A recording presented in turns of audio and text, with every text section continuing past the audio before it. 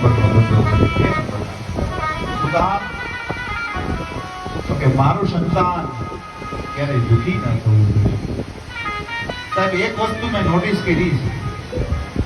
હર મહિને હું વૃદ્ધાશ્રમમાં જઉં છું. મેં ત્યાં જોયું છે, વૃદ્ધાશ્રમની અંદર સાહેબ કોઈ ગરીબના મા બાપ નથી હોતા. કોના મા બાપ હોય? તો કે કરોડપતિ અમીરના મા બાપ.